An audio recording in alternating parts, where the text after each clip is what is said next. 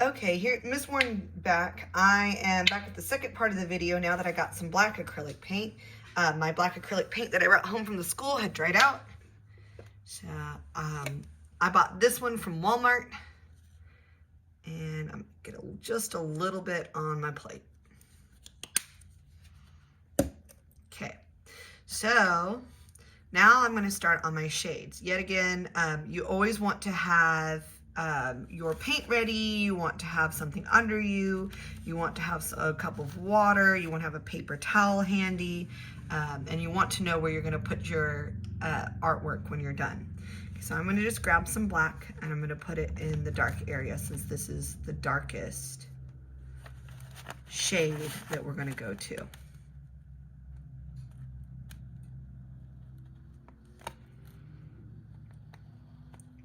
I'm going to kind of do the edges first.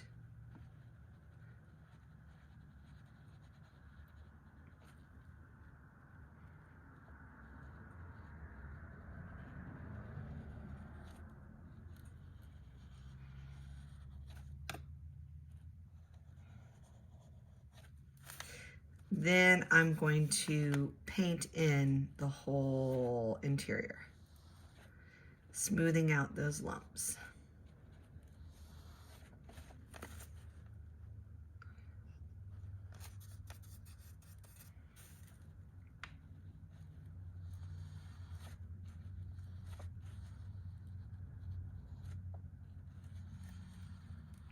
Now the paint that I got from the school and the paint that I bought from Walmart are both kind of beginner level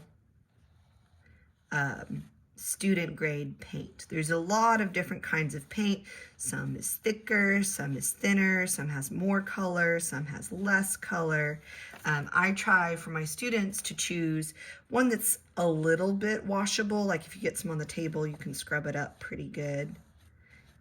But it has enough color to cover a paper, and it's kind of thicker so it doesn't spill easily. Okay, so there I have my darkest one. Now I'm going to start creating some shades.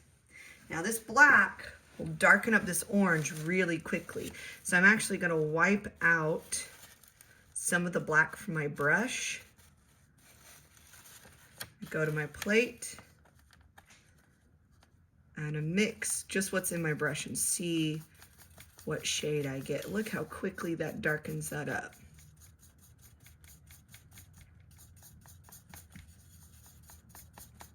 I think I want more orange in this. So I want this color to be clearly darker than my orange hue. I want it to be a shade of orange, kind of like a burnt orange or a light brown.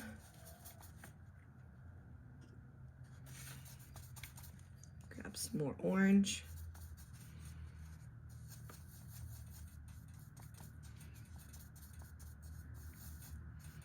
I want this one to be burnt orange, light brown color. I'm gonna grab just a tiny bit more black, I think.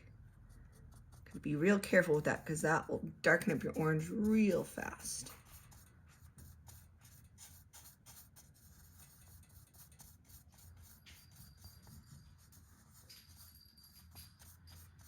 There we go. I think that that's the color I want. Whenever you want to mix up a color, you want to mix up enough to fill the whole area. I didn't just mix up a tiny little dot of it, mixed up a good kind of pile of this brown color. I'm going to cover that up anyway with a slightly darker brown. So, because if you don't mix enough to cover a whole area, you're going to have to go back and make more, and it's really hard to make the exact same shade twice. But if you have a lot of texture in your picture, kind of like we did down here, it doesn't matter if you have the exact same shade because you want different shades so the texture shows up. See, I got a little bit of water in this color, and you can see the streaks because that made it kind of transparent. If I didn't add quite so much water, it wouldn't be quite so streaky. Okay, so I want a color that is darker than this, but lighter than that, something that's still clearly brown. Let me grab some orange here. Grab some black. That black made that dark quick. So a lot of student grade blacks actually are super duper dark green. So when you start mixing it up, you'll actually see that it looks a little bit army greenish.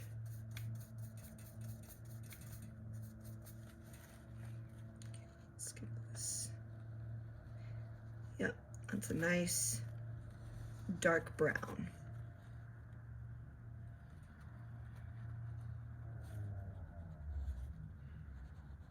Notice that it's a more green brown than this one. That's more of like a red brown.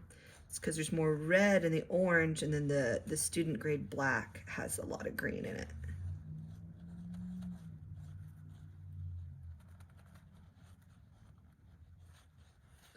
Okay, there we go. So I'm gonna put some dark down here since I have my brush loaded up. And after that dries, I'm gonna wait for it to dry, then I can put some light texture on the top of it.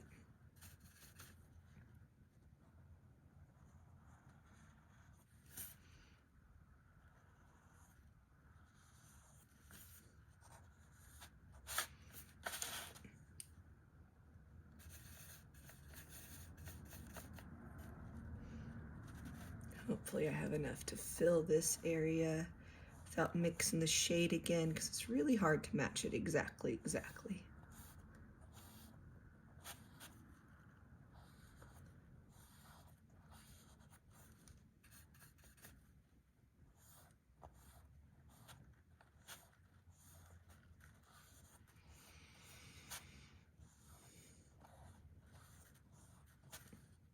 A little more paint in my brush. I'm going to do a clean pull all the way across and down so it's nice and smooth. If your color is looking a little transparent, you can wait for it to dry a second and then do another coat on the top of it. But it shouldn't look too transparent if you don't add too much water.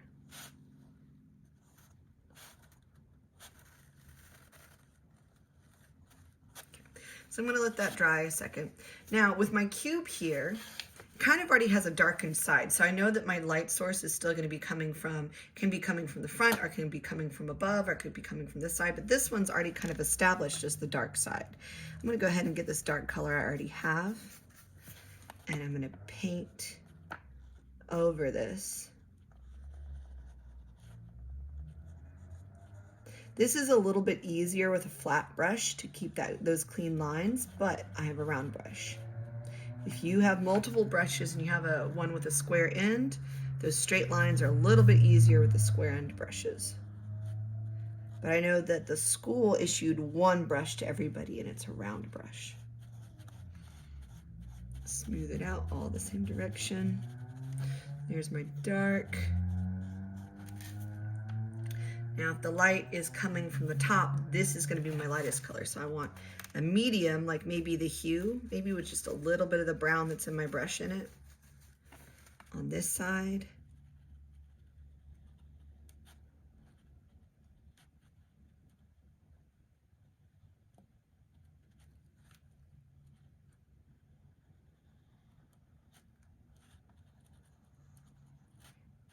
And I'm going to pull it all one direction. Got some streaks in there because I have some brown in the top of my brush, but it's orange in the tip. If you don't want it to get streaky, I could have wiped out my brush, washed it out fully, but I kind of don't mind the streaks. I kind of like that little bit of texture in there. It reminds me of like the Grand Canyon, or maybe some like wood texture. My first year art students, after we do this, we normally do a monochromatic landscape painting, so like an outdoor scene. So practicing textures that look like wood would be actually pretty helpful. Okay, so now I'm going to actually wipe out my brush because I want that top one to be a tint. So I have a shade, I have a hue with a little bit of shade in it. Now for the top, I think I want a tint. I want mostly white with a little bit of orange.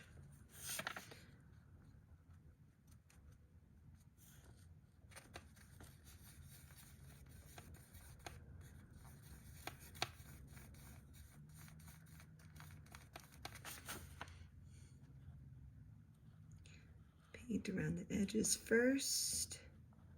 Kind of make sure they're nice and clean and I don't paint too much on the other colors. I'm going to pull all from one direction. So you see, because this is the lightest color, it's facing the top. It gives the illusion that the light's coming from this direction. Okay. So for the cylinder, if we had the light coming from the same direction, I would paint kind of curving from the top with my lighter color here. I'm going to do some blending together like I did with the sphere. So I'm going to just put that color down without washing my brush out. And I'm going to blend up with the hue. If you like the brushstroke textures, you can kind of leave them or you can smooth them out. It's just a kind of a style preference. Grab some more of the lighter color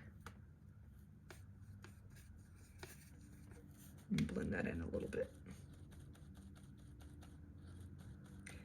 So you just don't want to blend too much because then you'll lose your color and it'll all become one color. So there was no point in mixing separate colors to begin with.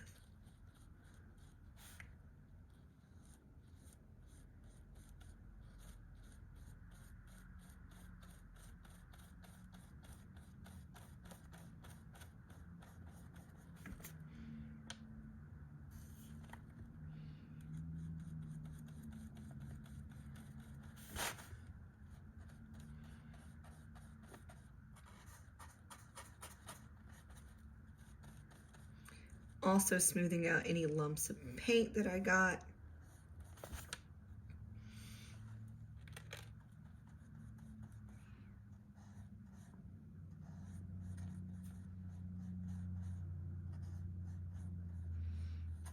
Probably should have painted that edge at the bottom first before I started in, because you see how I got outside the lines if I kind of had painted across that edge first.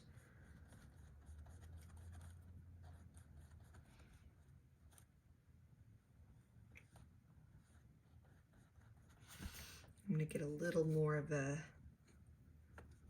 tint at the top there and kind of blend those two colors because they kind of change suddenly. I'm going to blend them together a little bit.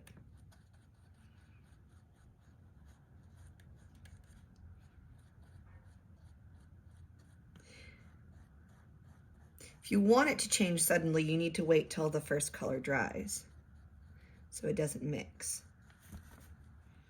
Okay, and I'm going to do this edge darker. I'm going to do a shade on that edge because it's in the shadows.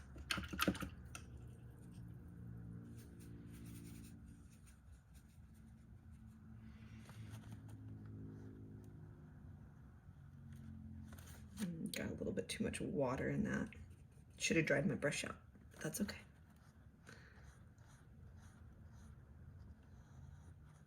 I can also maybe clean up my mistake here by putting a shadow underneath.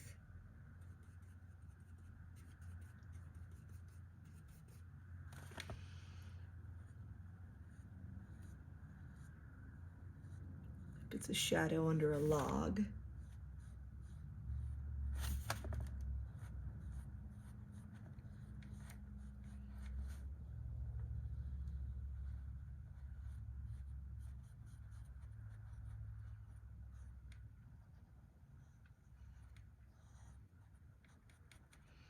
I'm going to cast this way just a little bit.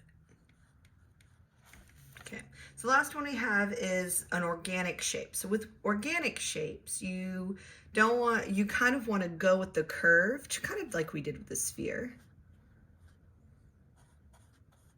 So if I had the cloud,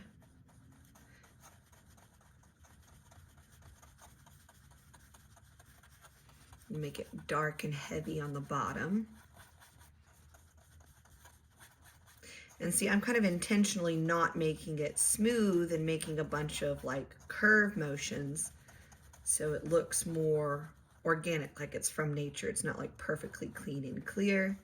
I'm going to grab a little bit of orange to kind of blend into the top here.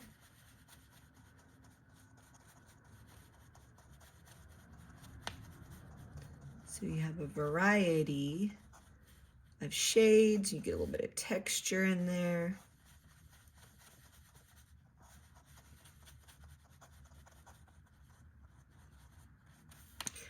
Now I'm going to rinse out my brush some, and I'm going to put some light texture on that dark area real quick. I'm going to get a lighter orange. I'm going to get a tint of orange to contrast that dark background. So I can make lines. I can do kind of dabbing, dots. Texture always works better if your brush is a little dry, it doesn't have much water in it.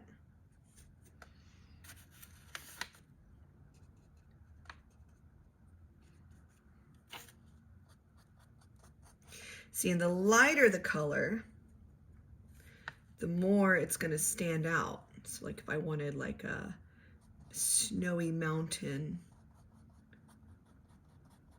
I would wait for that brown to dry, put the snow on the top, maybe another little peak here. And I could slowly blend it down if I wanted to with a little bit of orange. If I wanted tree branches, a bush texture, just kind of dab my brush. I'm not smashing it, but I'm dabbing it. So you see, if you put the color down first, wait for it to dry, then put a contrasting color on the top, it will really pop out. I'm going to go back to this little cloud area down here, because I feel like it could use some texture in the middle to kind of continue the kind of implication of these little cloud shapes. I'm going to do some C shapes on there. C shapes on the top. So it looks like that texture, the fluffy cloud texture, continues into the middle of it. Okay, so that's some basic acrylic techniques. Is good practice before you start your painting. It should look something like this. You don't have to use orange. You could use blue or green or purple or red or yellow. Yellow's a little harder to work with, but you could use it. Okay, so that's it for today. I'll see you next time.